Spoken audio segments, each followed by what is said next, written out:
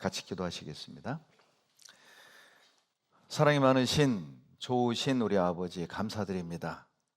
올 한 해 하나님의 은혜로 여기까지 달려왔습니다. 모든 것이 하나님의 은혜입니다. 지난 1년간 평택교회를 통해서 크고 놀라운 역사를 이루어 주시고 감당할 수 없는 은혜로 채워주심을 감사드립니다. 주님 뵙기 직전 마지막 때를 살아가는 그리스도인으로서 받은 은혜를 보답하고 하나님이 우리를 창조하시고 구원하신 목적에 합당한 삶을 살 수 있도록 믿음과 지혜와 사랑을 더하여 주시기를 간구드립니다. 이 시간 함께 하기를 원하지만 여러 가지 형편으로 함께 할 수 없는 형제자매들 어느 곳 어떤 형편에 있든지 말씀을 사모하게 하시고 있는 곳마다에서 그리스도의 향기를 나타내며 이 세상의 빛과 소금이 되도록 도와주시옵소서. 병상에 계시는 많은 주의 자녀들 치료해 주시고 위로해 주시고 힘 더하여 주시옵소서. 멀리 외국에서 복음을 위해 수고하시는 선교사님들과 그 가족들 하나님이 보호하시고 인도해 주시옵소서. 특별히 저희 평택교회와 후원 관계를 맺고 있는 칠레 이끼께교회, 멕시코 에스카르세가 교회, 깜페체 교회, 일본 고리야마 교회 든든히 세워주시고 교회가 날로 성장해 나가도록 도와주시옵소서. 안덕근 선교사님, 서보성 선교사님, 그리고 야마기 준사님과 그 가족들 하나님이 보호하시고 은혜로 채워주시기를 간절히 바라고 원합니다. 이제 25년 이제 편제로 오늘부터 또 새로운 구역에서 새롭게 교제하게 됩니다. 우리 형제 자매님들 새로운 마음과 새로운 결단으로 다시 한번 새롭게 시작하는 기회가 되게 하나님 도와주시고 연약한 무릎 붙들어 일으켜 세워주시고 하나님 앞에 부끄럽고 또 숨은 죄 있다면 이 시간 그 죄를 버리고 주님 앞에 돌아설 것을 결단하는 시간이 되게 하나님 도와주시옵소서. 우리 교회 안에 복음을 사랑하고 십자가를 사랑하고 고난을 두려워하지 아니하는 충성된 일꾼들 많이 세워주시옵소서. 이제 또 동계 수련회가 20여일 앞으로 다가왔습니다. 준비하는 손길 위에도 주님이 지혜를 더해 주시고 철저히 준비해서 한 해를 정리하고 새해를 새롭게 맞이하는데 필요한 것들로 하나님이 인도해 주시기를 간구드립니다. 이 시간 성령께서 듣는 모든 이들의 마음을 감동시켜 주시고 뜨겁게 열정을 회복시켜 주시옵소서. 우리를 사랑하시는 예수님 이름으로 감사하며 기도드렸습니다. 아멘. 빌립보서 2장 5절로 8절입니다. 빌립보서 2장 5절로 8절입니다. 신약 319페이지입니다. 같이 읽겠습니다. 너희 안에 이 마음을 품으라. 곧 그리스도 예수의 마음이니 그는 근본 하나님의 본체시나 하나님과 동등됨을 취할 것으로 여기지 아니하시고 오히려 자기를 비어 종의 형체를 가져 사람들과 같이 되었고 사람의 모양으로 나타나셨음에 자기를 낮추시고 죽기까지 복종하셨으니 곧 십자가에 죽으심이라. 빌립보 교회는 사도행전 16장에 보면 사도 바울이 2차 전도 여행 때 유럽에 첫 번째로 세운 교회가 바로 빌립보 교회입니다. 그리고 이 빌립보 교회는 루디아라는 자매 집에서 교회가 이제 시작이 됩니다. 제가 성지순례를 갔을 때 그리스에 지금 빌립보가 있고요.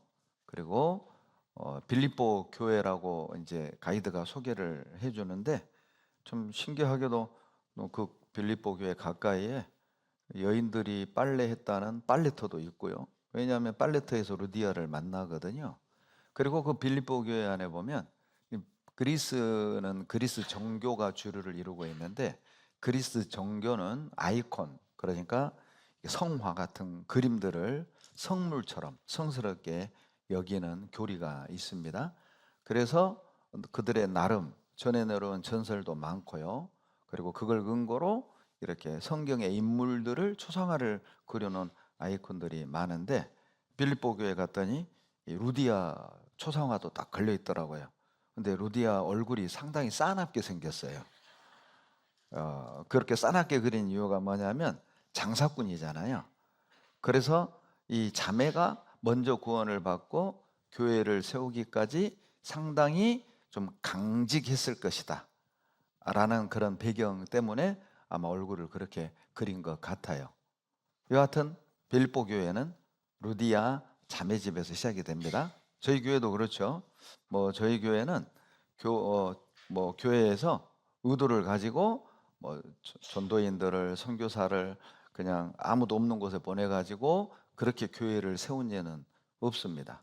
신기하게 돈 벌러 와서 구원을 받고 자기 고국으로 돌아가서 그렇게 씨앗이 떨어져서 그 퍼지듯이 그렇게 구원받은 형제자매들이 많이 모이면 요청에 의해서 저희 선교사들이 파송을 하고 또 우리 국내에서도 교회가 그렇게 세워졌죠. 어떤 사연으로 구원을 받은 분들이 한 사람 모이고 두 사람 모이고 세 사람 모여서 또 그렇게 교회가 세워져 갔습니다. 인위적으로 저희들이 교회를 세운 예가 없습니다. 항상 성령의 인도하심으로 마치 민들레 홀씨가 바람을 타고 멀리 날아가 떨어져서 거기에 퍼뜨리듯이 복음이 그렇게 전해져 왔습니다. 빌립보 교회도 그렇게 루디아 집에서 처음 시작한 교회입니다. 그런데도 불구하고 빌립보서를 읽어보면은 루디아 이름이 한 번도 나오질 않습니다. 참 이 루디아 자매는 그렇게 장사를 하고 또 급한 성격인지 확인은 할 수는 없지만은 그렇다 할지라도 루디아 자매는 상당히 어떤 그 신앙의 본을 보이는 자매였음을 추측할 수 있어요. 자기 집에서 교회가 시작이 됐고 또 많은 복음의 역사가 나타났지만 철저하게 자기를 감추는 자매였어요. 그러니까 빌립보서에 자기 이름이 하나도 안 나오는 겁니다. 그러니까 먼저 구원받은 루디아가 그런 신앙의 본을 보였기 때문에 나중된 형제자매들도 그것을 그대로 보고 배웠을 거란 말이죠. 그래서 실제 초대교회에서 빌립보 교회는 상당히 본이 되는 교회로 알려졌어요. 뭔가가 신앙의 어떤 그 배울 점이 있는 교회, 또 많은 교회 안에 이렇게 좋은 본보기가 되는 교회였다는 것이죠. 그것은 먼저 된 자들이 형제자매들에게 신앙의 본을 보였을 뿐만 아니라 존경받는 어떤 일꾼들이었다는 것이죠. 그것이 건강한 교회의 모습입니다. 실제 이 빌립보 교회는 빌립보서 4장 16절에 보면 바울이 데살로니가에서 복음 전할 때 헌금을 보내줬고요. 또 고린도서 11장 9절에도 보면 고린도에서 복음 전할 때 또 마게도니아 지역에 있는 교회들이 쓸 것을 보냈다. 그게 바로 마게도니아라는 도 안에 빌립보시, 데살로니가 시가 있었던 거예요. 그러니까 마게도니아는 도 개념이라고 보시면 되고 그 도 안에 빌립보시, 데살로니가 시가 있었다고 보시면 돼요.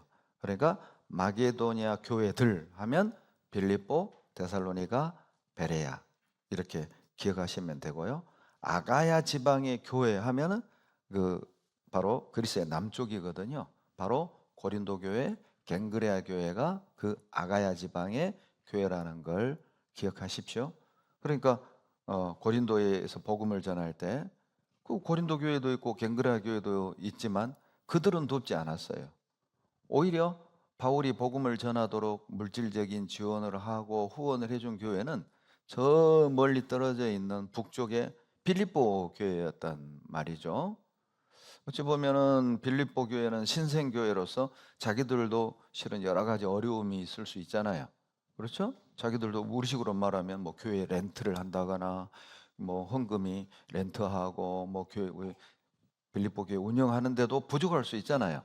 그럼에도 불구하고 이 빌립보 교회는 고린도에서 또는 데살로니가에서 복음을 전하는 바울을 적극적으로 도왔던 교회예요. 그러니까 빌립보서 1장 1절을 보면요, 사도행전 16장에서 빌립보 교회가 세워지고 그리고 로마 감옥에서 빌립보서를 기록을 했을 때 시간 차이가 대략 10년입니다. 10년. 그러니까 사도행전 16장에서 빌립보 교회가 세워지고 로마 감옥에서 빌립보서를 기록했을 때가 10여 년 뒤인데, 빌립보서 1장 1절에 보면 교회 안에 집사들, 장로들에게 문안을 합니다. 결론은 10년밖에 지나지 않았는데 장로들이 세워지고 집사들이 세워질 정도로 빌립보 교회가 급성장했음을 알 수 있어요. 자, 어떤 교회를 하나님이 축복하시고 어떤 교회가 성장하느냐? 나도 힘들고 어렵지만은 선교하는 교회입니다. 더 어려운 교회를 돕고 또 더 어려운 고난 중에 있는 형제 자매들을 10세 반 나누어서 돕고 선교하는 그 교회는 하나님이 역사하시고 축복하신다는 것을 빌립보 교회를 통해 보여주시는 거거든요. 더 놀라운 것은 빌립보서는 옥중서신입니다. 로마 감옥에서 기록한 편지란 뜻이죠.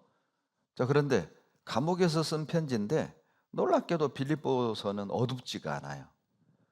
이게 바울이요, 내가 감옥에 갇혔다라고 표현만 하지 않았다면은 이 빌립보서는 감옥에서 썼을 거라고 누구도 생각하지 않는 내용입니다. 왜냐하면 빌립보서에만 기뻐하라, 기쁨, 기뻐하노니 이 표현이 16번이 나오는 거예요. 그래서 빌립보서의 별명이 뭐냐? 기쁨의 책이라니까요. 기쁨의 책. 아니, 감옥에 갇혔는데 뭐가 기뻐요?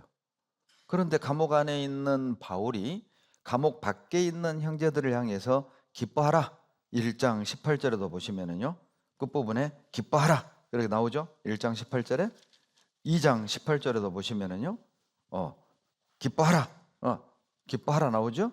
3장 1절에도 보시면 각 장마다 종말로 나의 형제들아 주 안에서 뭐라고요? 기뻐하라. 그리고 4장 4절에도 보면 주 안에서 항상 뭐 하라고요? 기뻐하라. 지금 어디서 기록했다고요? 감옥에서 말이에요. 감옥에서. 아니, 감옥 안에 있는 사람이 감옥 밖에 있는 형제들한테 기뻐하라, 이게 뭐가 좀 바뀐 거 아니에요? 아니, 감옥 밖에 있는 사람이 감옥 안에 있는 형제한테 기뻐하라, 이건 좀 말이 되잖아요. 그런데 반대로 감옥 안에 있는 사람이 감옥 밖에 있는 형제들에게 기뻐하라, 정신 안 차리고 들으면 지금 누가 감옥 안에 있고 밖에 있는지 헷갈립니다. 정신 바짝 차리고 들어봐요. 지금 감옥 안에 있는 바울이 감옥 밖에 있는 빌립보 형제들에게 기뻐하라는 거예요. 결론은 감옥 안에 있다고 해서 기쁨이 사라지는 건 아니에요. 그러니까 기쁨이 없는 이유는 감옥 안에 있느냐 감옥 밖에 있느냐의 문제가 아니라는 겁니다. 환경이 우리 안에 있는 믿음을 주지는 않는다는 뜻이겠죠. 주님과의 나와의 관계, 나의 믿음의 상태가 감옥 안에 있어도 기뻐할 수 있게 만든다는 거예요. 그러죠? 바울은요, 뭐 로마 감옥 안에 육신이 갇혀 있지만은 우리도 어때요? 가난이라는 감옥, 마음의 감옥이 있을 수 있잖아요. 그러죠? 가족이 구원 안 받아가지고 어떤 그런 우울감의 감옥, 그렇죠? 또 경제적으로 어려워서 어떤 그런 물질의 감옥에 갇혀서 막 어둡고 우울하고 그런 분들이 있잖아요. 혹이라도 이 가운데 그런 가난의 감옥, 물질의 감옥, 핍박의 감옥, 그런 감옥 안에 갇혀 있는 분 계시다면 그럼에도 불구하고 기뻐하셔야 됩니다. 우리가 기뻐할 수 있는 이유는 돈이 있고 없고, 뭐 내 기도가 응답되고 안 되고, 뭐 우리 가정에 연거푸 막 계속 재난이, 예? 연거푸 재난이 찾아오고 재앙이 일어나고, 그것과 전혀 상관이 없다니까요. 내가 그리스도인이라면, 내가 구원받은 주님의 자녀라면 그것과 별개로 우리는 기뻐할 수 있습니다. 그래서 이 빌립보서의 별명이 기쁨의 책입니다. 책. 그런데요, 빌립보 교회가 당시 전국에 모범이 되는 교회였지만서도, 그럼에도 불구하고 빌립보 교회 안에도 문제는 있었어요. 이 빌립보서를 이렇게 쭉 공부해 보면 이 세상엔 완벽한 교회가 없다는 겁니다. 이 세상엔 퍼펙트한 완전한 교회가 없다니까요. 주님이 재림하셔야만 그때 교회는 완성이 되고, 그때 교회는 완벽한 교회가 되는 거예요. 주님이 재림하기 이전까지 이 땅에 주님이 세워가는 교회는 완벽하지 않아요.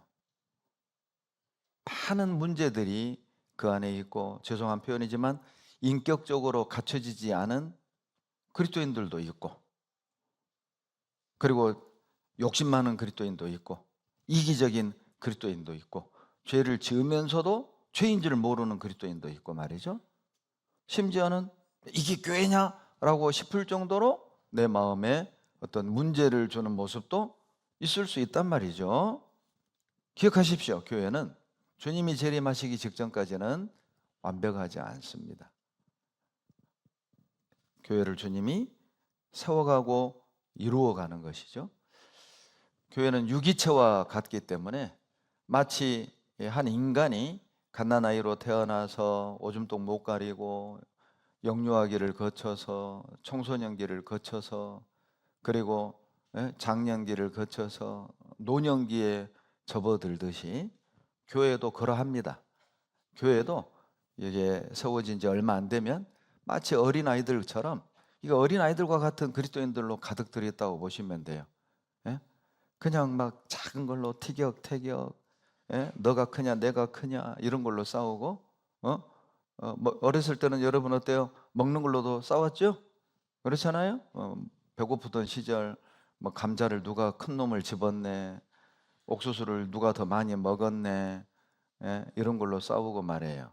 씹던 건 벽에다 붙여놨는데 형이 일어나가지고 먼저 뜯어 먹어서 그걸로 하루 종일 형하고 말도 안 하고 말이에요. 옛날에는 씹던 건 벽에다 붙였다가 떼 먹었어요. 저만 그런 게 아니에요. 다 그랬어요, 다.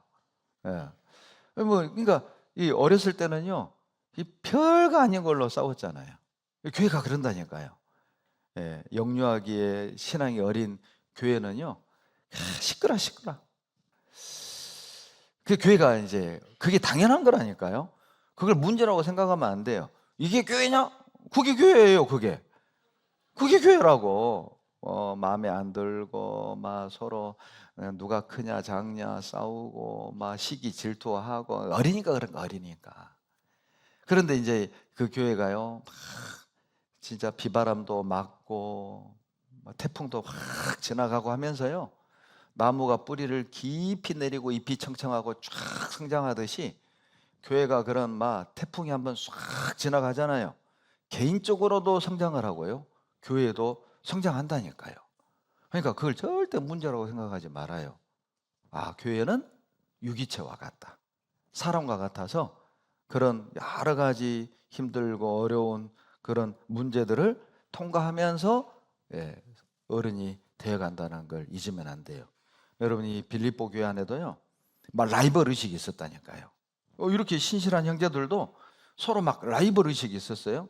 빌립보서 2장 1절에 보시면요, 1절로 3절에 보시면, 그러므로 그리스도 안에 무슨 권면이나 사랑의 무슨 위로나 성령의 무슨 교제나 긍휼이나 자비가 있거든 마음을 같이하여 같은 사랑을 가지고 뜻을 합하며 한 마음을 품어 아무 일에든지 다툼이나 허용으로 하지 말고 오직 겸손한 마음으로 각각 자기보다 남을 낮게 여기고. 왜 이런 얘기를 하겠어요? 하나가 안 됐다는 뜻이잖아요. 마음이 막 나눠져 있는 거예요. 그렇게 본이 되는 교회인데도 선교에 앞장서는 교회인데도 일정 부분 아마 제가 생각할 땐 극소수였을 거예요.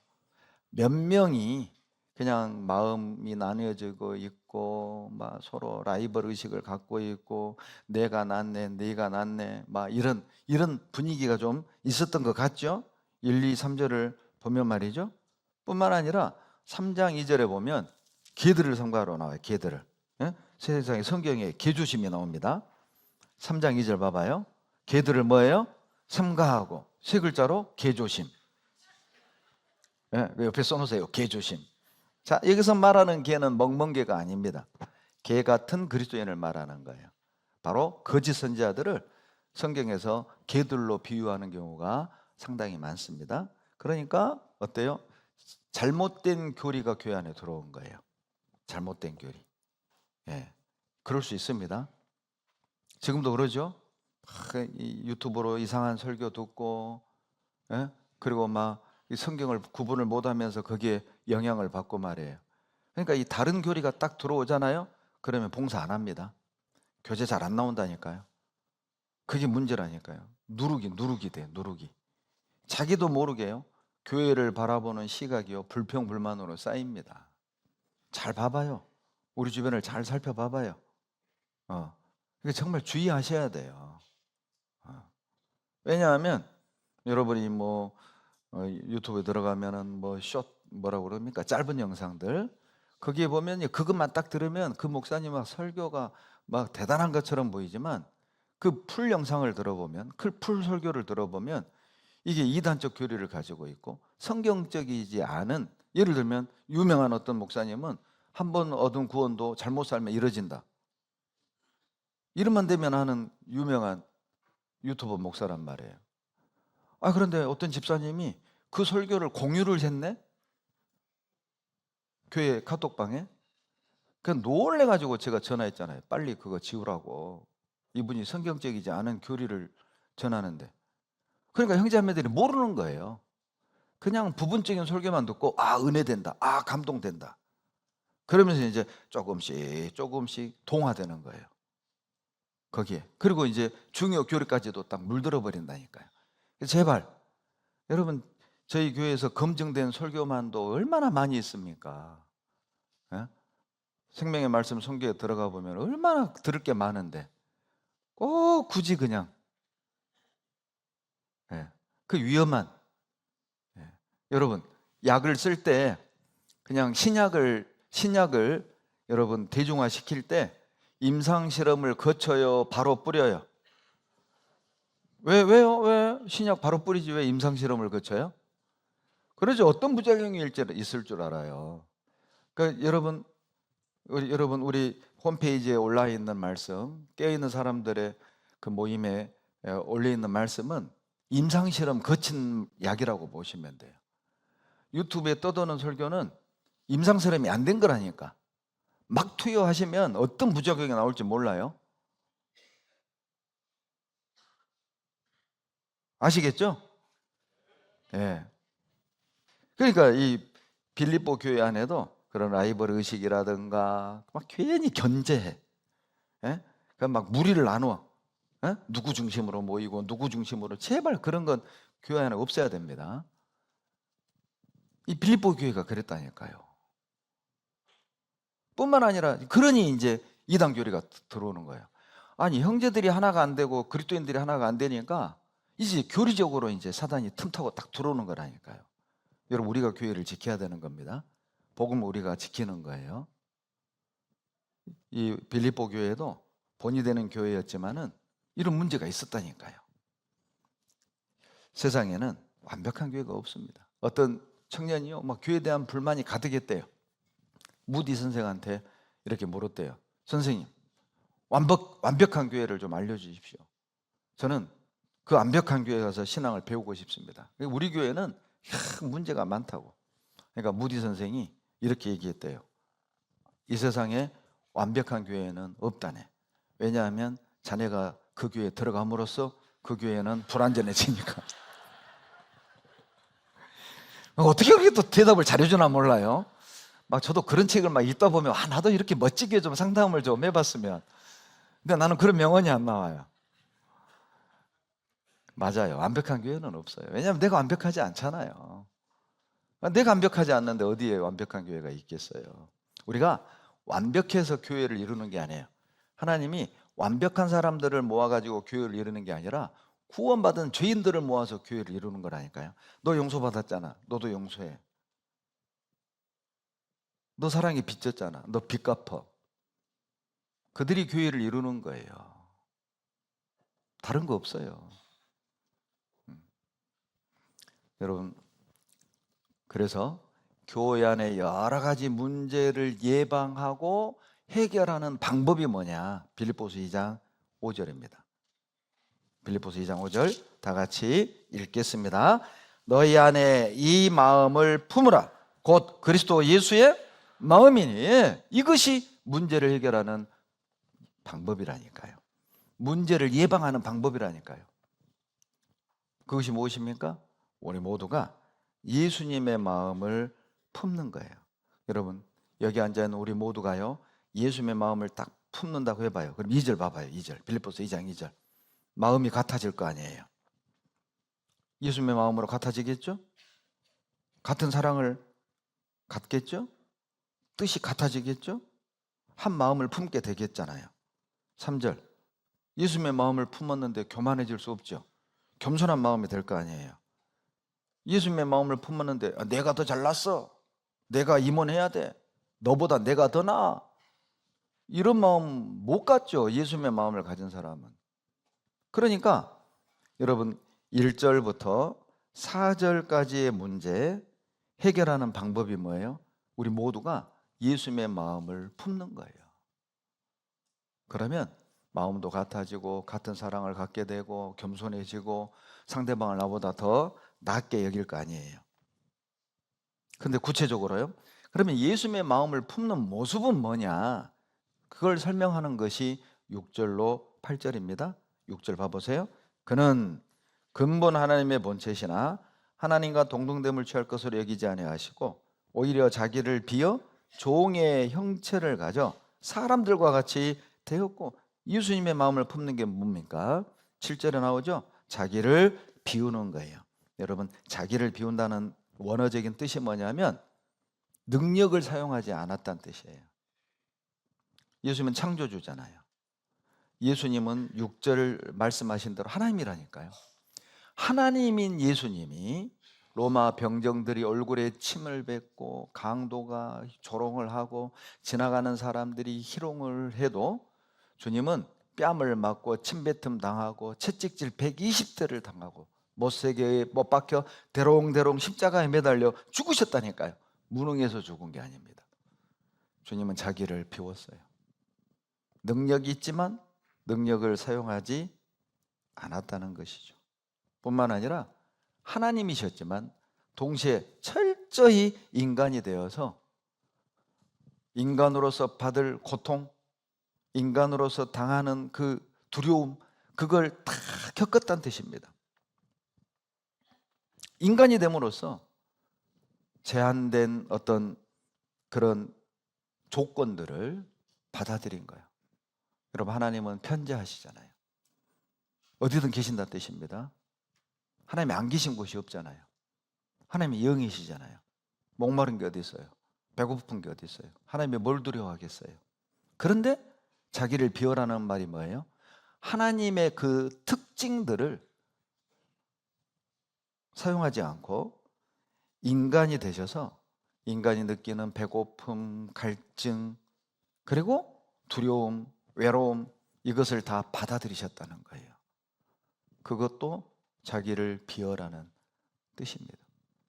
경험하지 않아도 될 고통, 경험하지 않아도 될 아픔, 경험하지 않아도 될 두려움을 그냥 받아들이셨다니까요. 왜? 그래야 우리가 사니까요. 그래야 죄인들이 구원 얻을 수 있으니까요. 철저하게 자기를 비우신 겁니다. 그것이 바로 예수님의 마음을 품는 거예요. 할 말이 있지만 할 말을 하지 않는 것이죠. 권리가 있지만 권리를 주장하지 않는 것입니다. 그것이 자기를 예수님의 마음을 품는 거라니까요. 여러분, 오늘 추운 이 날씨 집에서 어때요? 따뜻한 돌침대에 누워서 유튜브로 말씀 들을 수 있는 권리가 여러분에게 있지만 우리는 그 권리를 쓰지 않고 어때요? 몸을 움츠리고 여기까지 왔단 말이에요. 어찌 보면 그것도 자기를 비우는 모습일 수 있죠. 또 나에 대해서 이상한 소문이 돌고 기분 나쁜 얘기가 들고 또 시시비비를 가리고 뭐 할 말은 많지만은 그래도 하나님께 탁 맡기고 때를 기다리는 것, 이것도 자기를 비우는 거라니까요. 예수의 마음을 품는 것이 바로 그런 마음입니다. 또 하나 8절입니다. 예수의 마음을 품는 모습이 어떤 겁니까?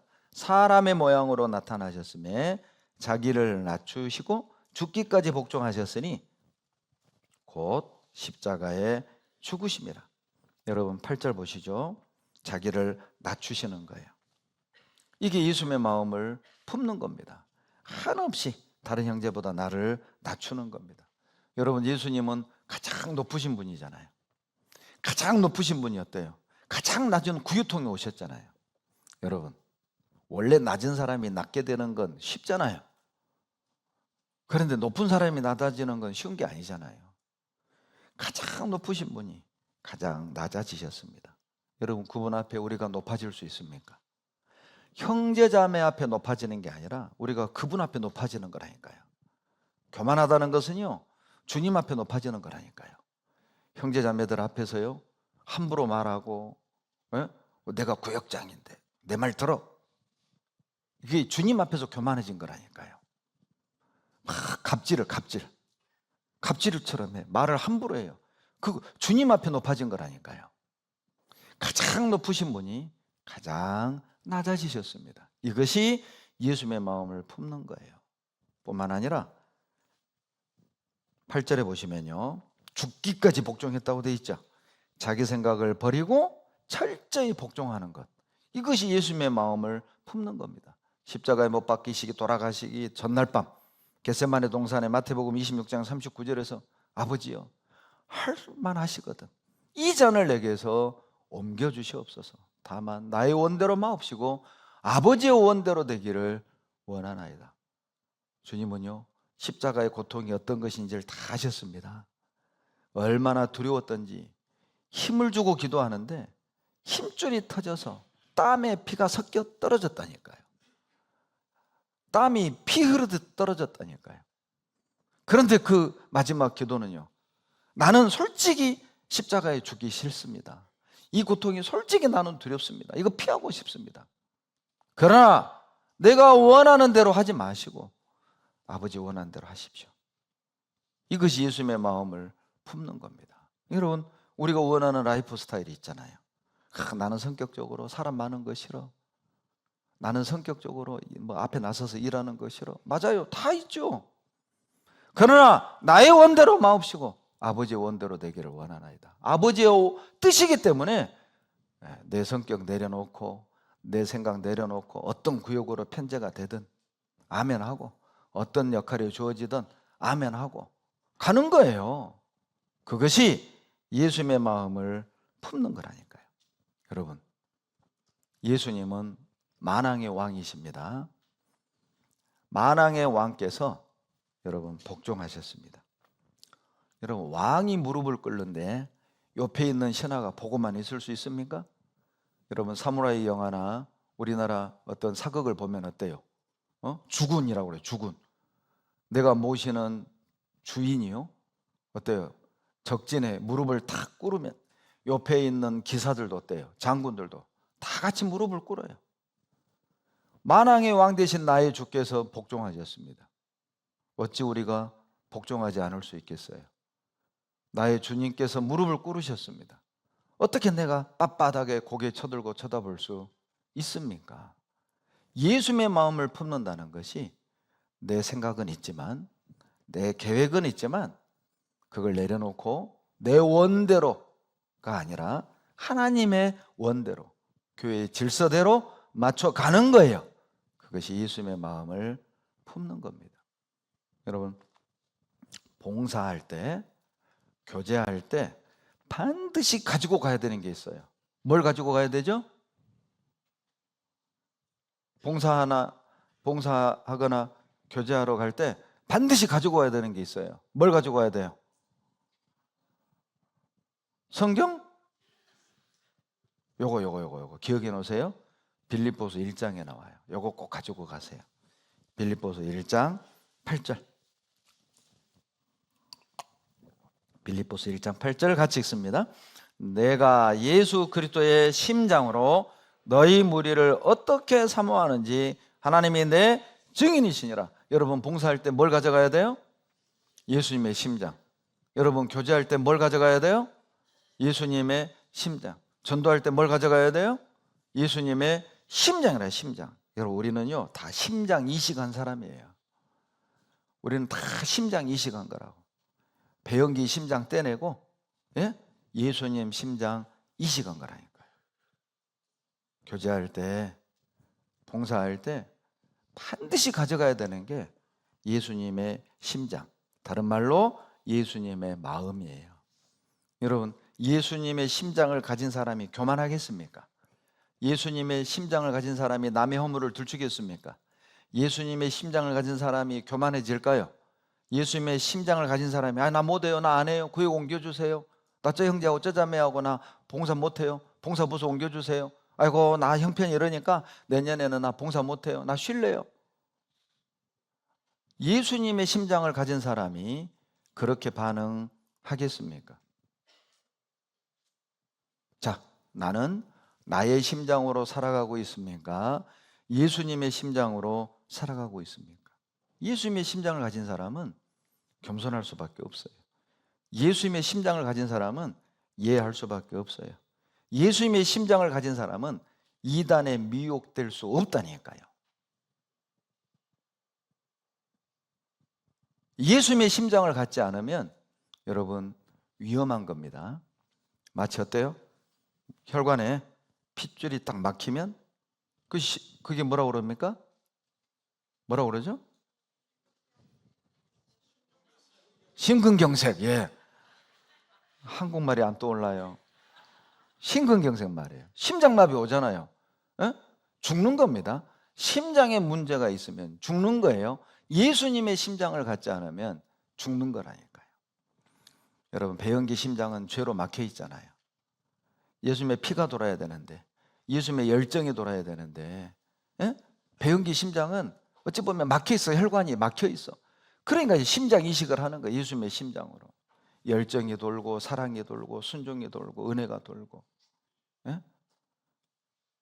그 사람이 이단에 빠지겠어요? 그 사람이 불순종하겠어요? 주님의 심장을 가진 사람이 교만하겠습니까? 여러분 예수님의 마음을 품는 것이 구체적으로 어떤 마음이냐, 마태복음 11장에 나오죠? 찾습니다. 마태복음 11장 29절입니다. 마태복음 11장 29절. 예수님의 마음을 하나하나 한번 배워가 보겠습니다.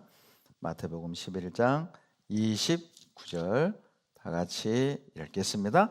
나는 마음이 온유하고 겸손하니 나의 멍에를 메고 내게 배우라. 그러면 너희 마음이 쉼을 얻으리니. 여러분 예수님의 마음이 어떤 마음이라고요? 온유한 마음이래잖아요. 온유한 마음. 나는 마음이 온유하다. 그러니 예수님의 마음을 품는다는 건 온유한 마음을 품는 거예요. 여러분 마태복음 11장 29절에 너희는 내게 와서 기도를 배워라, 전도를 배워라, 인내를 배워라, 고난을 배워라 이렇게 말하지 않고 있습니다. 온유와 겸손을 배우라는 거예요. 온유와 겸손을 배운 사람은 기도할 수밖에 없고 전도할 수밖에 없고 오래 참을 수밖에 없고 고난을 감당한다니까요. 고난을 피하지 않는다니까요. 여러분 온유한 사람에겐 배울 게 있습니다. 하나님은 온유한 사람을 통해서 역사를 나타내고 일을 이루어 가시는 거예요. 여러분 온유한 사람은요 아무리 봉사가 힘들고 신앙생활이 힘들고 어려워도요, 가정에 고난이 있어도요, 여러분 마음은 쉼을 얻습니다. 마태복음 11장 29절이 그 말씀입니다. 나는 마음이 온유하고 겸손하니 나의 멍에를 메고 내게 배우라. 그리하면 너희 마음이 뭐예요? 놀랍지 않아요? 가난한데 마음은 쉴 수 있어요. 질병은 있는데 마음은 평안을 유지할 수 있어요. 되는 건 없는데 마음은 기쁨으로 가득 찰 수 있어요. 마치 사도 바울처럼 전도하다가 감옥에 갇혔는데, 매를 맞고 감옥에 갇혔는데 돌에 맞고 자지 못하고 춥고 헐벗고 굶주리고 강의 위험, 바다의 위험, 거지 형제의 위험 속고 또 속았는데 마음은 기뻐할 수 있다니까요. 내 괜히 예수 믿어가지고, 내가 괜히 봉사해가지고, 내가 괜히 교회 다녀가지고, 아이고 내가 이 고생을 하네, 이런 생각 안 합니다. 그런 생각 안 합니다. 야, 내가 주님을 위해 고난 받을 수 있어서 은혜다.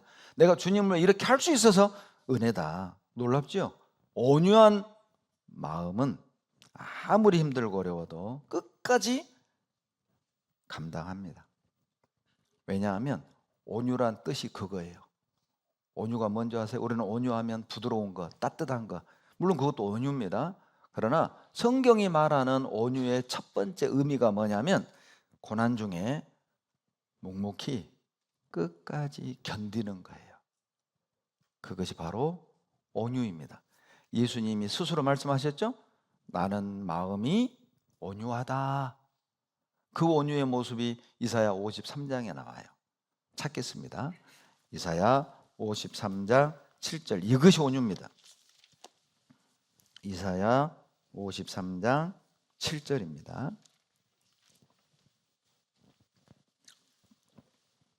구약 1034페이지 7절 다 같이 읽습니다.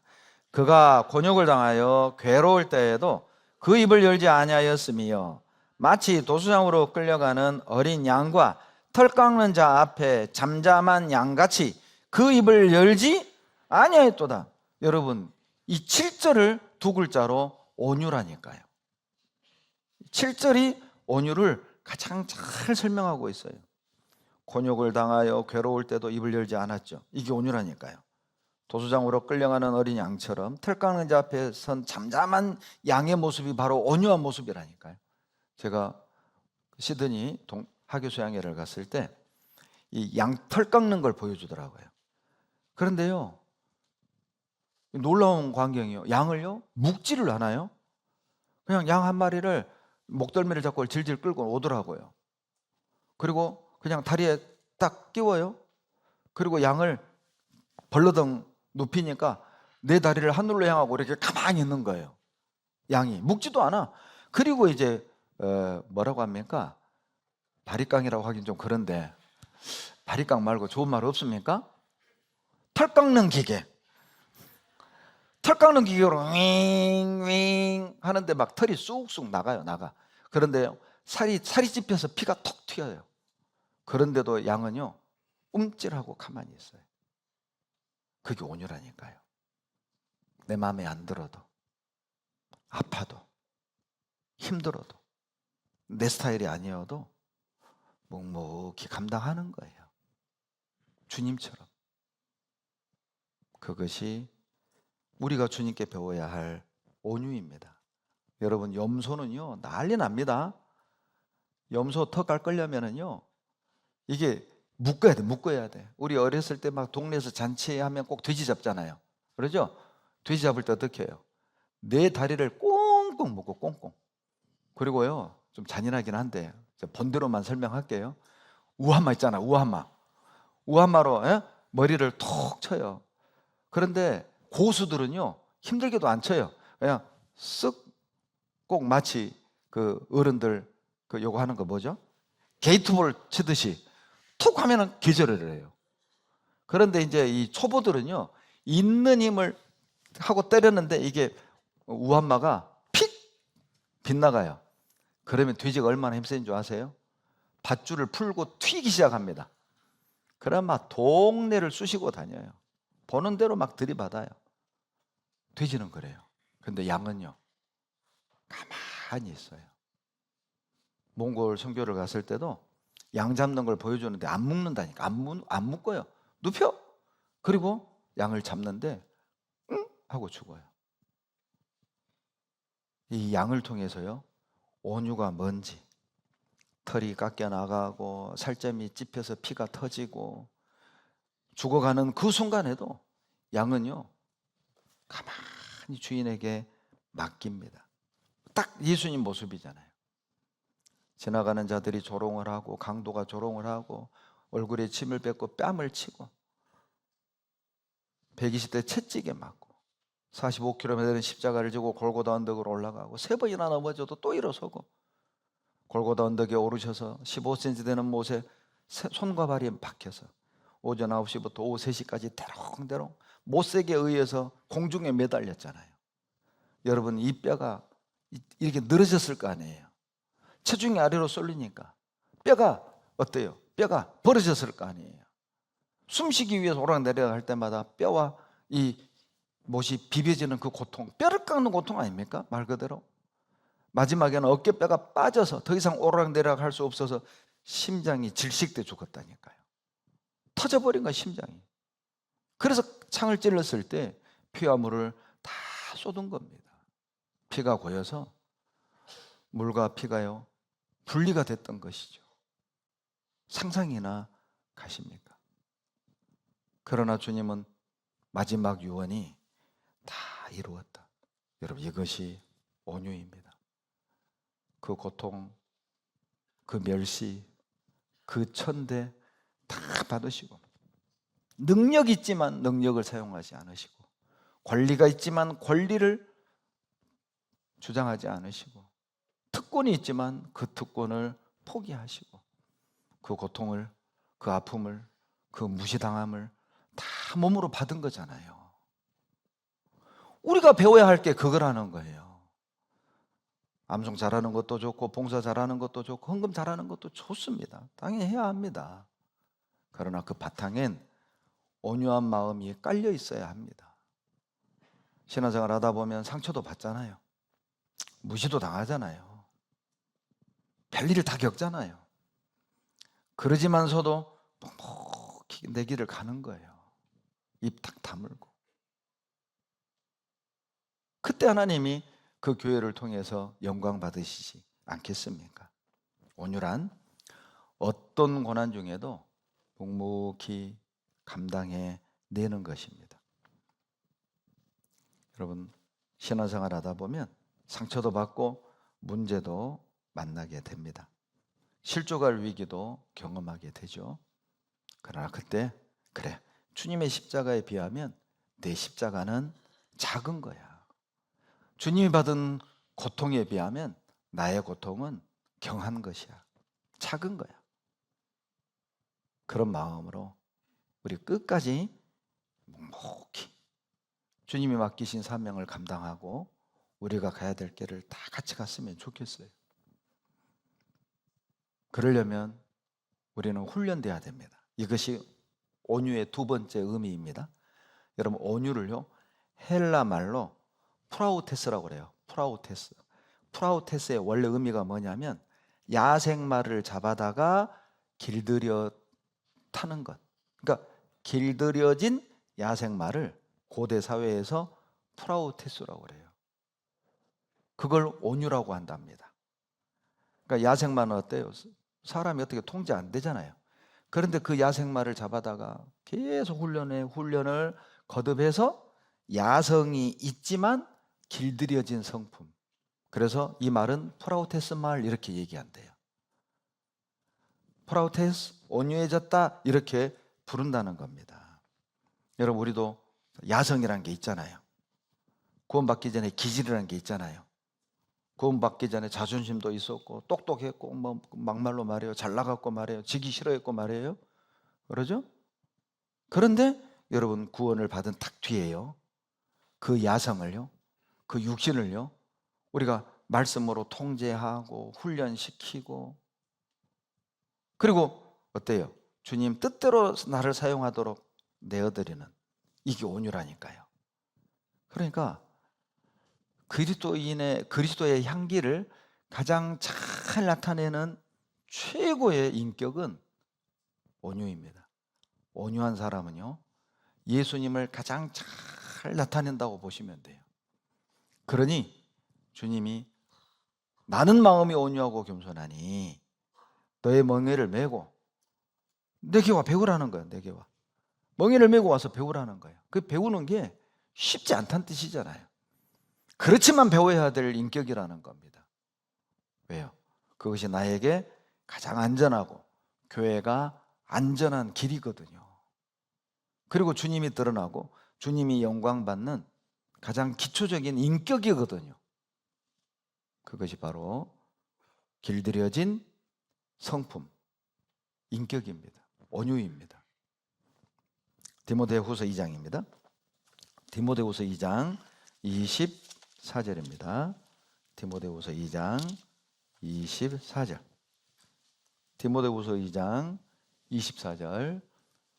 신약 345페이지 다 같이 읽습니다. 마땅히 주의 종은 다투지 아니하고 모든 사람을 대하여 온유하며 가르치기를 잘하며 참으며. 여러분, 주의 종은요, 마땅히 갖춰야 될 인격이 있는데 그게 바로 온유라는 거예요. 왜냐하면 온유한 성품을 배운 사람은 다투지 않는다니까요. 가르치다가 전도하다가 싸우지 않는다니까요. 가만히 보면 전도하다가 막 가족끼리 대판 싸우는 분 계시죠? 그러죠? 막 전도하러 갔다가 막 갈 때는 좋은 마음으로 갔어요. 근데 가가지고 자기가 대답을 못하면 열받습니다. 그리고 또 전도 당하는 사람은요, 일부러 전도 못하게 하려고 막 뭐라고 해야 될까요? 우리 막 성격을 긁어요. 막 화나게 만들어요. 왜? 두 번 다시 입 못 열게 하려고. 그러니까 그 작전에 휘말리지 마라. 온유함을 배운 사람은 여러분 다투지 않아요. 전도하면서 욱욱 하지 않는다니까요. 그래서 하나님이요, 주의 종은 온유하며, 무슨 뜻이죠? 온유한 사람을 통해 일하신다. 온유한 사람을 통해서 전도의 열매를 맺히겠다는 거예요. 더 크게 쓰임 받으려면, 나를 통해서 우리 가족이 구원받기를 원한다면 온유하셔야 돼. 온유하셔야 돼. 막 전도하다가 막 욱해가지고 그래 지옥 가라, 가면 네가 가지 내가 가냐, 뭐 제발 좀 그러지 좀 말고. 어쩔 땐 그리스도인 같은데 어떨 땐 악마 같아, 이방인 같아. 이게 공두탑 다 무너지는 거예요. 9번 참고 1번 폭발하면 실은 안 참은 겁니다. 그거 9번 참은 거 아니에요. 무너진 거예요 다. 예. 끝까지 여러분 온유함을 잃으면 안 됩니다. 그리고 이 온유를요, 라틴어로 미티스라고 합니다. 미티스. 이 뜻이 뭐냐면 말에 재갈을 물리다, 그런 뜻이래요. 말이요, 지 마음대로 가려고 하면 재갈 물리면 어때요? 워워 하면 어때요? 자기 뜻 딱 접고 왼쪽으로. 자기는 왼쪽으로 가고 싶은데 주인이 워워 오른쪽으로. 자기 뜻 접고 오른쪽으로. 이게 온유랍니다. 온유. 우리 모두는 야성도 있고 육신도 있고 또 자기 생각, 자기 계획이 있잖아요. 그런데 어때요? 주님의 말씀에 길들여지는 거예요. 포기할 거 포기하고 내려놓을 거 내려놓고. 그래서 하나님으로 하여금 나를 통제하고 다스리도록 나를 맡기는 거죠. 이게 온유라는 뜻이랍니다. 민수기 12장에 보면 바로 그 온유의 대표적인 사람이 나오죠. 민수기 12장 3절 봐보세요. 민수기 12장 3절입니다. 민수기 12장 3절 같이 읽겠습니다. 이 사람 모세는 온유함이 지면의 모든 사람보다 승하더라. 여러분, 왜 지금 이 12장 3절에 갑자기 모세의 온유함이 나온 줄 아세요? 1절부터 봐야 됩니다. 모세가 구스 여자를 아내로 취했잖아요. 그랬더니 미리암과 아론이 모세를 비방하는 거예요. 1절 끝부분에서. 에이, 저 이방인하고 결혼했다고. 선택된 백성이, 이스라엘 백성이 이방인하고 결혼했다고 막 비난을 하는 거예요. 그런데 본심이 2절에 나와요. 그거는 트집 잡은 거고, 그거는 표면적인 핑계거리고, 본심이 2절에 나옵니다. 뭐라고 말합니까? 여호와께서 모세와만 말씀하셨느냐? 우리와도 말씀하지 아니하셨느냐? 무슨 말이에요? 왜 모세만 대장 노릇해? 하나님이 모세하고만 말해? 우리하고도 말해. 우리도 리더가 될 수 있어. 우리도 인도할 수 있어. 이게 이제 본심이 딱 들킨 거죠. 겉으로는요, 모세 이방 결혼했다 그렇게 얘기했지만은 이면에는요, 자기가 대장 되고 싶은 거예요. 우리 식으로 말하면 자기가 임원 되고 싶은 거예요. 그러니까 트집을 잡는 거거든요. 그런데 3절에 모세는 온유함이 지면의 모든 사람보다 성하다. 그게 뭐예요? 싸우지 않았어요. 모세는요, 뭔 소리 시시비비 가리지 않았다니까요. 네 잘났다 내 잘났다 따져보자 이게 없다니까. 안 나온다니까요. 심지어는 이 죄 때문에 미리암과 아론이 미리암이 문둥 걸리잖아요. 응? 문둥병 걸리잖아요. 그런데 모세가요, 하나님께 기도합니다. 이 문둥병 없애주십시오. 이게 온유라니까요. 아이고 시원하다, 하나님 내 원수 갚아줬네, 이게 아니에요. 온유한 사람은요, 자기를 비방하는 사람을 대하는 태도가 다르고요, 온유한 사람은요, 나는 열심히 일하려고 하는데 막 발목 잡고 딴지 걸고 해도 에이 나 안 해 이게 아니라 참고 기다리고 묵묵히 자기 일을 하는 사람이라니까요. 그래서 하나님이 모세를 끝까지 쓰신 거라고. 여러분, 오늘날 우리에게 필요한 일꾼들은, 오늘날 주님께 필요한 그리스도인들은 온유한 마음을 품은 사람들입니다.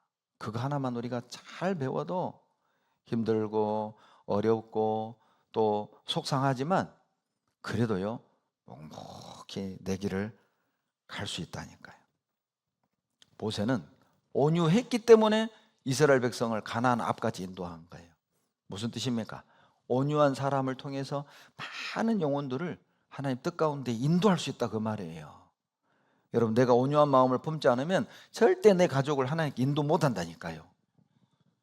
아니, 차갑고 막말하고 화내고 욕심 다 부리고 불순종하고 자기 성질 다 내고, 그런 사람을 통해서 어떻게 주님이 역사하겠어요? 그런 사람을 통해서 어떻게 하나님이 일을 하시겠어요? 할 말도 많고 화도 나지만은 그걸 꼭 참고 하나님께 맡기고 그 사람을 통해서 주님께 인도한다니까요.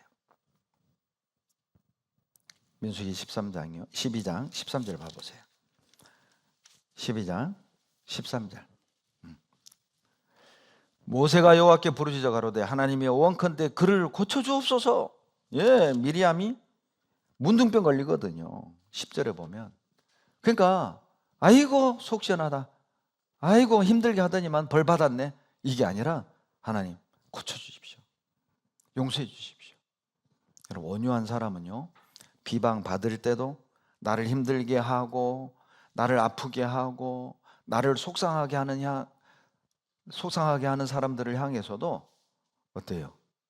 원한을 갚지 않아요. 부드러운 말이잖아요. 따뜻한 말이잖아요. 그러니까 이스라엘 백성들이요, 모세를 따른 거라고. 중간에 막 고라자손 나왔죠. 발람 막 거짓 선지자 나왔죠. 별의별 일들이 있었지만은 그래도 10번 불평하면서도 원망하면서도 모세 따라가는 거 봐요. 왜요? 모세는 온유했다는 걸 사람들이 다 알아요. 그러니까 그나마 모세가 더 낫다. 그러니까 40년 광야 헤매면서 불평하면서도 그냥 티격태격하면서도 모세를 따라갔잖아요. 온유한 사람을 통해서 하나님이 인도하십니다. 그리고요, 이 온유라는 것이요, 상대방을 배려하고 친절한 그런 성품을 말하는 겁니다. 이 온유를 영어로 카인드라고 그래요. 카인드. 중학교 때 배운 단어입니다. 카인드. 카인드 뭐예요?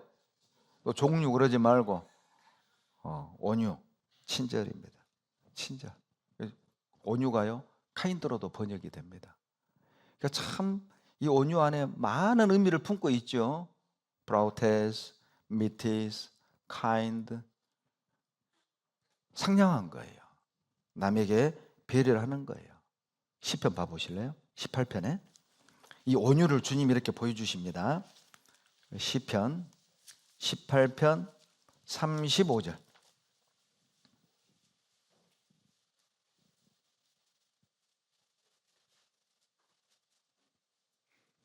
시편 18편 35절 다 같이 읽겠습니다. 주께서 또 주의 구원하는 방패를 내게 주시며 주의 오른손이 나를 붙들고 주의 온유함이 나를 크게 하셨나이다. 여러분, 이게 다윗의 시거든요. 이 다윗은 자기 간증을 하는 겁니다. 하나님이 나를 크게 하신 것은 내가 뭐 능력이 있다거나 내가 뭐 다른 사람보다 뭐 착하거나 뭐 거룩하거나 뭐 다른 사람보다 내가 뭐 더 신실하거나 그게 아니라 순전히 주님의 온유함 때문에 나를 크게 해주신 거다. 내가 자격이 돼서 나를 크게 하신 게 아니다. 여러분, 이 온유함이라는 단어가 히브리어로 아나입니다. 아나. 뜻이 뭐냐? 낮은 마음, 관대함, 그런 뜻이래요. 그리고 NIV 성경에서는 스투브로 번역이 돼요. 스투브. 허리를 굽히다입니다. 그러니까 허리를 굽히니까 낮아진 거잖아요. 주의 온유함이 허리를 숙이다, 자기를 낮추다. 주님이 허리를 나를 높여주시기 위해 주님이 허리를 굽히고 낮아주셨어요. 그러니까 내가 크게 된 거다. 이 놀라운 표현 아닙니까? 여러분, 이 장면, 주님이 허리를 굽히고 낮아진 장면 신약에 나오죠? 신약에 나오죠? 뭐 할 때요? 배에 발 씻어 주실 때. 그게 온유입니다. 제자들이 얼마나 당황스럽겠어요. 주와 선생이 되어 무릎을 꿇고 허리를 숙이고 가장 더러운 발을 물로 씻어 주셨어요. 이게 온유라니까요. 주님이 그걸 배우길 원하신 겁니다. 여러분, 주님이요, 우리를 구원하시고 우리를 통해 놀라운 일을 이루어가고 있잖아요. 우리가 능력이 있어서가 아닙니다. 우리가 착해서가 아니에요.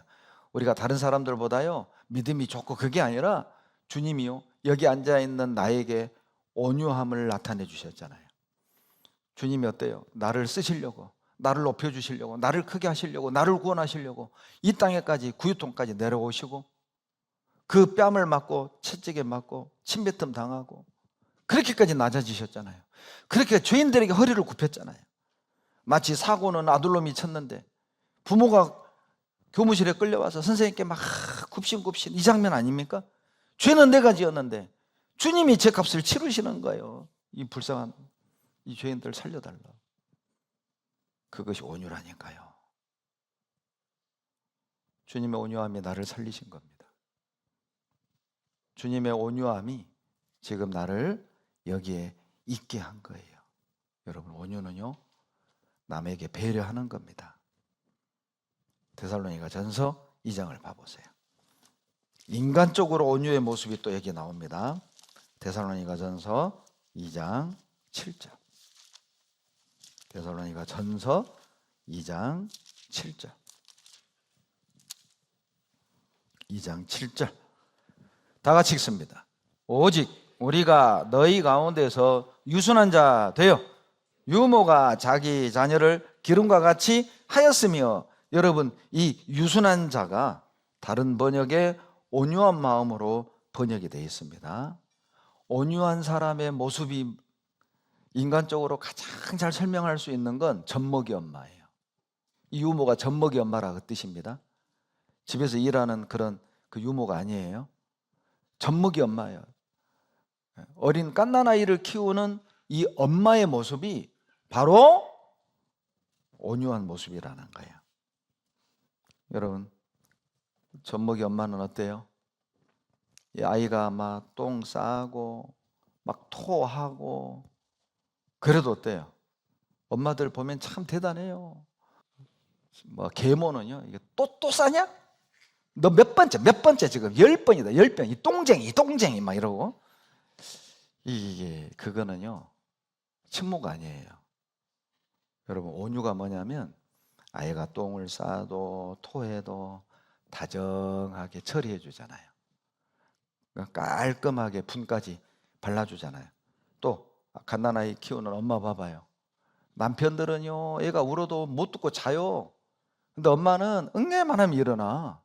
그리고 또 젖 물리고 또 기저귀 갈아주고 또 자고. 보면은 절대 남자는 이렇게 못 키웁니다.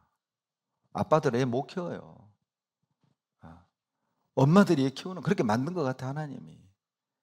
그게 온유라니까요. 오히려 엄마는요, 아이 엉덩이가 진물이지 않을까 막 살피고 염려하고, 똥 싼다고 짜증내고 또 쌌다고 화내고, 이게 아니라고. 진물을까 봐 걱정하고, 그리고 막 이 똥까지도 막 유심히 색깔도 살피고 냄새도 살피고. 그게 온유라니까요. 힘들면 피하고 도망가고 그거 말고 끝까지 다정하게, 끝까지 부드럽게, 끝까지 따뜻한 마음으로. 그게 온유라니까요. 형제자매들이 실수해도, 형제자매들이 나를 기분 나쁘게 해도, 형제자매들이 부족한 것이 있어도 좀 이해하고 끝까지 도와주려는 그 마음, 그게 온유라니까요. 그게 필요하다고요. 우리에게는. 우리에게 온유함이 없으면 우리 함께 할 수 없습니다. 그리고요, 이 온유하다라는 이 데살로니가전서 2장 7절에 이 유순하다라는 말이요, 부드럽고 친절하게 대했다는 뜻이에요. 그게 바로 온유입니다. 친절은요, 조심스럽게 성도를 대하는 거잖아요. 엄마가 얼마나 애를 조심스럽게 대합니까? 우유도 뜨거운지, 온도가 맞는지, 여기다 대봐, 척 짜봐. 뜨거우면 또 막 찬물에다 막 식히고, 그리고 또 탁 짜보든지 본인이 먹어보든지 온도를 다 맞추고. 그게 뭐예요? 조심스럽게 대하는 거잖아요, 아이를. 그게 온유라고. 형제자매들을 좀 조심스럽게, 상처받지 않게, 문제되지 않게. 아니, 오래간만에 교회를 나왔으면 우리 뭐라고 해야 돼요? 이제 노는 게 지쳤나비야? 그 교회 오라는 거예요? 가라는 거예요? 할 일 없는가 봐? 교회 오는 거 보면은. 그게 오라는 거예요? 가라는 거예요? 그게 온유 아니죠. 온유는요, 안아주는 거예요. 잘 왔다고, 보고 싶었다고, 기다렸다고. 제발 탕자의 형이 되지 마세요. 지 동생 돌아오는 거 못마땅했잖아요. 쫓아내려고.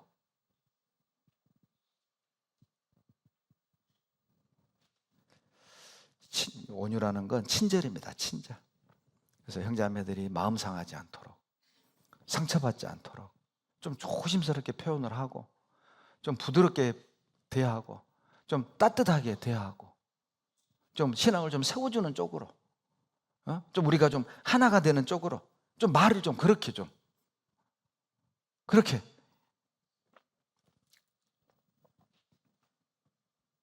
여러분, 이 그리스도인들은요, 상처받기 쉬운 사람입니다. 그리스도인들이 의외로 마음 약해요. 쉽게 상처받아요. 그래서 구원받았잖아요. 세상에서 상처받고, 때로는 버림도 받고, 인정도 못 받고, 아픔이 있고, 그래서 우리가 구원을 받은 거잖아요. 그렇기 때문에 구원받은 사람은 유독 좀 약해요. 약해. 쉽게 상처받아요. 말 한마디에 상처받고. 목사님이, 김영재는 악수할 때 5번 흔들어주고 나는 2번 흔들고, 이것도 상처받는다니까요. 그러니까 공이 5번을 흔들어야 돼요. 그러니까 외워야 돼. 하나, 둘, 셋, 넷, 다섯. 하나, 둘, 셋, 넷, 다섯. 안 그러면 큰일 나요. 이렇게 상처받기가 쉬워요. 목사님이 안자매한테는 웃으면서 아이고 오셨어요. 근데 나한테는 그냥 아이고 오셨어요 하고 막 또 얘기하고. 이런 것도 상처받고. 우리는 그래요. 우리는 구원받은 사람은 쉽게 상처받아요. 그걸 꼭 알고 대하십시오. 서로를. 그래서 진짜 상처받지 않도록, 문제되지 않도록 깨지기 쉬운 그릇이라는 걸 기억을 하고 그렇게 우리 대해봐요. 제가 이제 외부 집회 가면, 여기 평택에서는 제가 운동할 시간이 없어요. 그래서 평택에서는 안마기를 주로 의존을 하고요. 그리고 이제 외부 집회 나가면 꼭 제가 악착같이 운동을 합니다. 제가 몸이 요즘 좀 좀 이상해가지고 어떻게 하든 악착같이 운동을 해요. 특히 이제 맨발 걷기를 합니다. 맨발 걷기를. 예. 아니 그런데 이 요즘은 보면은요, 등산을 하더라도 개를 데리고 온 분들이 그렇게 많아. 근데 개를요 막 옷을 입히고 신발을 신기고 모자를 씌우고 나 헷갈려. 개가 저걸 좋아할까? 신발 신는 걸 개가 좋아할까? 개한테 물어보고 싶어. 야, 너 그거 괜찮냐? 그럼 걔가 이렇게 대답할 것 같아. 나도 죽겠어.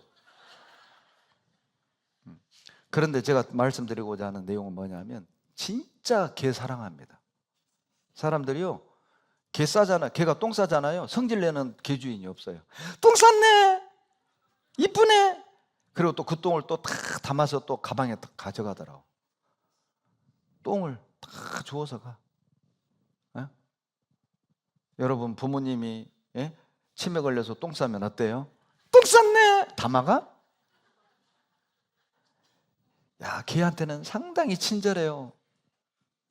애완견한테는 상당히 친절해. 집에 들어가서 막 개 보고는 막 웃어. 고양이 보고는 막 웃어. 아이고 내 새끼. 엄마 왔네 엄마. 개 엄마. 엄마 왔네. 이리온. 근데 교회 오면은 항상 인상 써. 개 보고는 웃고 형제자매 보고는 인상 쓰고 담임 목사는 쳐다보도 않고. 슬퍼. 야, 내가 개만 또 못하나? 곰곰이 생각해봐. 이게 정상이냐? 애완견, 애완묘를 대하는 태도와 형제자매를 대하는 태도를 한번 봐봐요. 개가 막 실수해가지고 막 멋짓고 막 똥 싸고 막 이불에다 오줌 싸면은 뭐 두 말 않고 그냥 빨아. 그게 내쫓아요? 안 하잖아요. 그런데 형제자매 마음에 안 드는 건 막 쳐다보도 않고 인사도 안 하고 구역도 같이 안 하려고 그러고 내 마음에 맞는 사람하고만 구역하려고 그러고 이게 뭔가 이게 아니잖아요. 온유함을 우리는 배워야 합니다. 그리스도인은 개가 아닙니다. 그리스도인은 이리가 아니라니까요. 개하고 이리는요, 물어뜯는 이빨이 있죠. 양은요, 물어뜯는 이빨이 없어요. 다 초식동물이기 때문에 날카로운 이가 없어요. 절단하는 이가 없어요. 막 개, 돼지, 뭐 염소는 막 들이받잖아요. 근데 양은 들이받는 양이 없다니까요. 여러분 그리스도인이 싸납다는 얘기 들으면 안 됩니다. 그리스도인이 차갑다 이런 얘기 들으면 안 되죠. 그리스도인이 무섭다 이런 얘기 들으면 안 되잖아요. 어떤 형제가요 전신 마취하고 수술을 이제 하는데 마취를 할 때 기도했대요. 하나님 그냥 나 천국에서 눈 뜨게 해주세요. 내가 마취 깨고 눈 뜨면 그냥 천국에 가 있게 해주세요. 이렇게 기도했대요. 그리고 이제 수술이 이제 딱 끝났는데 막 소리가 들리더래. 막 소리가 옹옹옹옹 들리더래. 그러니까 눈을 이렇게 탁 떴더니요 천장이 하얘더래요. 당연하죠. 뭐 그 수술실 그 라이트가 있으니까. 그리고 막 옆에 하얀 옷 입은 천사들이 왔다 갔다 하더래. 아니, 간호사죠. 근데 아무튼 천사로 보였대요. 근데 이제 목소리가 들리더래. 여보, 정신 들어? 여보, 정신 들어? 그때 딱 깨달았대. 아, 내가 지옥에 왔구나. 어떻게 자기 아내 목소리를 듣고 지옥이라고 그래요? 그리스도인이 싸납다는 얘기 들으면 안 되잖아요. 그리스도인이 차갑다는 얘기 들으면 안 되잖아요. 그리스도인은 따뜻하다 이게 어울려요. 그렇죠? 그리스도인은 부드럽다 이런 게 어울리잖아요. 차갑다, 싸납다, 무섭다 이건 그리스도인하고 안 어울리는 단어입니다. 온유함을 우리가 배워야 되는 이유입니다. 고린도전서 13장 한번 보겠습니다. 고린도전서 13장 4절. 고린도전서 13장 4절입니다. 고린도전서 13장 4절 다 같이 읽겠습니다. 사랑은 오래 참고 사랑은 온유하며 투기하는 자가 되지 아니하며 사랑은 자랑하지 아니하며 교만하지 아니하며. 놀랍죠? 얼마나 쉬워요. 온유가 사랑입니다. 온유가 사랑입니다. 주님을 사랑한다면 우리는 온유해야 합니다. 마태복음 11장 29절에 나는 마음이 온유하고 겸손하니 거기에서 온유와 고린도전서 13장 사랑은 온유하며 이 온유는 원어가 다릅니다. 마태복음 11장 29절에 온유는 프라우스, 절제와 순종의 의미가 들어있고 고린도전서 13장 4절 온유는 크레스티오마이라고 해서 여기는 친절의 의미가 강해요. 마태복음 11장은 절제와 순종, 고린도전서 13장 4절의 온유는 친절이야, 친절. 근데 잘 봐봐요. 13장 4절 봐봐요. 사랑은 오래 참고라고 돼 있죠. 이게 참 교훈이 되는데 이 오래 참음이란 뜻은요, 누군가가 내게 준 상처를 견디는 거래요. 견뎌. 상처를 줬는데 내가 견뎌. 이게 오래 참는 거고요. 온유는 뭔 것 같아요? 더 깊은 사랑을 의미해요. 온유는 뭐냐면 한 걸음 더 나가서 내게 상처 준 사람에게 선대를 베푸는 거예요. 선을 베푸는 거예요. 이게 온유입니다. 그러니까 사랑은 오래 참고 사랑은 온유함, 이게 뭘 말하냐면 더 깊은 사랑이 무엇인지를 보여주는 거예요. 오래 참는 거, 누가 나에게 상처를 줬어요, 참아, 이것도 사랑입니다. 아주 그것도 해야 할 사랑입니다. 그러나 우리 그리스도인은 좀 더 깊어진 사랑, 어떤 거죠? 나에게 상처를 준 그에게 선을 베푸는 거예요. 여러분, 이방인도 이런 사랑은 합니다. 나에게 잘해주는 사람 잘해준다. 이방인도 해요. 나를 사랑하는 사람을 사랑해. 이방인도 해요. 내 마음하고 내 마음에 잘 맞는 사람과 어울려. 이방인도 한다고. 그리스도인만 하는 사랑을 원하는 거예요. 그리스도인만 할 수 있는 걸 주님은 원하는 겁니다. 원수를 사랑하고 내게 상처 준 이들을 용서하고 그들과 협력하여 선을 이루는, 이게 온유라니까요. 누가복음 6장을 찾겠습니다. 누가복음 6장 32절입니다. 누가복음 6장 32절. 누가복음 6장 32절 33절까지 다 같이 누가복음 6장 32절 33절 다 같이 읽겠습니다. 너희가 만일 너희를 사랑하는 자를 사랑하면 칭찬받을 것이 무엇이뇨? 죄인들도 사랑하는 자를 사랑하느니라. 너희가 만일 선대하는 자를 선대하면 칭찬받을 것이 무엇이뇨? 죄인들도 이렇게 하느니라. 죄인들도 그렇게 한다. 죄인들도 이방인들도 그렇게 한다. 이게 무슨 말입니까? 너는 그리스도인이다. 너는 하나님의 자녀다. 하나님의 자녀는 달라야 한다는 뜻이죠. 하나님의 자녀는 이방인보다 더 수준 높은 도덕을 요구하는 거예요. 그리스도인의 자녀는, 주님의 자녀는 어때요? 이방인이 할 수 없는 걸 할 수 있어요.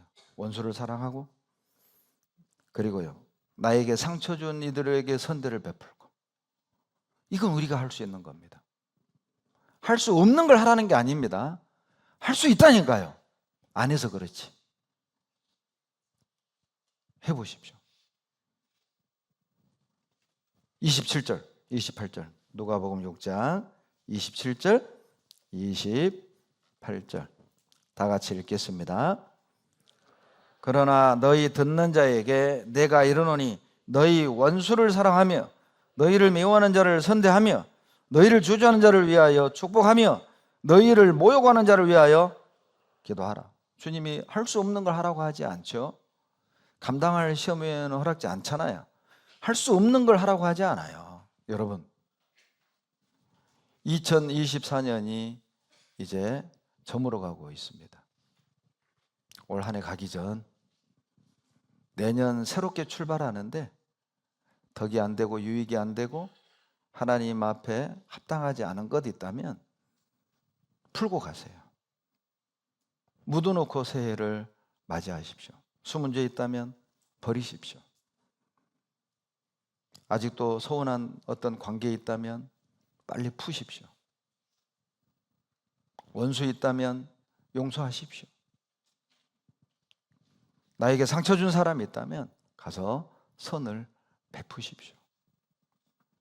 12월 25일 무슨 날이죠?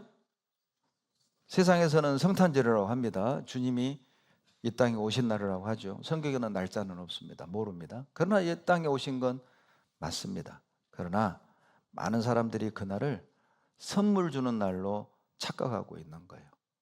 주님이 죄인을 구원하러 오셨고 죄인들을 하나님의 사람답게 만들기 위해 이 땅에 오신 날입니다. 나의 주인이, 나의 왕께서 이 세상에 오신 날을 기억하는 그날이 다가오고 있습니다. 그러면 주님이 이 땅에 오신 것이 무색하지 않도록 우리가 주님이 이 땅에 오신 목적에 맞는 모습으로 주님을 섬겨봅시다.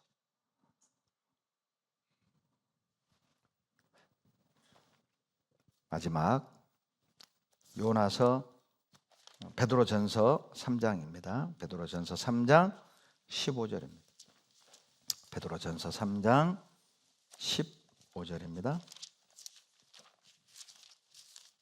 베드로전서 3장 15절 다 같이 읽겠습니다. 너희 마음에 그리스도를 주로 삼아 거룩하게 하고 너희 속에 있는 소망에 관한 이유를 묻는 자에게는 대답할 것을 항상 예비하되 온유와 두려움으로 하고, 여러분 우리가 온유한 마음을 가지고 있으면 대답할 말이 있어요.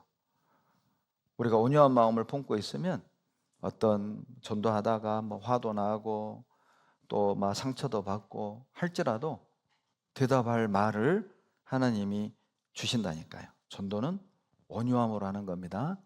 두려움으로. 마치 의사가 칼을 들고 수술 전에 얼마나 두렵겠어요. 칼질 잘못하면 죽는 거잖아요. 그런 두려움, 그런 두려움을 가지고 우리가 전도한다면 하나님께서 그 가운데 역사하십니다. 온유는요, 얼음을 녹이는 봄날의 바람과 같아요. 내가 온유함으로 원수를 대하고 내게 상처를 주는 이들을 대한다면 아마 녹을 것입니다. 자메이카 원주민들에게 선교사가 물었답니다. 당신들 언어로 온유를 어떻게 설명을 합니까? 무슨 뜻으로 해석을 합니까? 자메이카 원주민들이 이해하는 온유의 의미가 이런 거랍니다. 쌓아나온 물음에도 부드럽게 대답하는 것. 그것이 온유다. 참 멋진 표현이죠. 누가 나를 어떻게 대하든지 우리가 부드럽게 그들을 상대하는 것, 그들을 대하는 것, 그것이 온유다. 잠언 25장 15절에 부드러운 혀는 뼈를 꺾느니라. 뼈를 꺾는, 뼈보다 더 강한 건 온유한 혀다. 부드러운 혀다. 우리 부드러움으로, 온유함으로 강한 그리스도인이 되시길 바랍니다. 기도하겠습니다. 사랑이 많으신 좋으신 우리 아버지, 감사와 찬양과 영광을 우리 아버지 하나님께 돌립니다. 주님 마음을 품고 온유한 마음으로 교회를 섬기고 복음을 전하고 하나님의 영광을 나타낼 수 있도록 하나님 도와주시옵소서. 예수님의 심장을 가지고 내 생각 버리고 내 고집 버리고 내 삶의 스타일을 내려놓고 어떤 고난과 어떤 어려움이 있다 할지라도 묵묵히 믿음의 경주를 완주하는 우리 모두가 되도록 도와주시옵소서. 우리를 사랑하시는 예수님 이름으로 감사하며 기도드렸습니다. 아멘.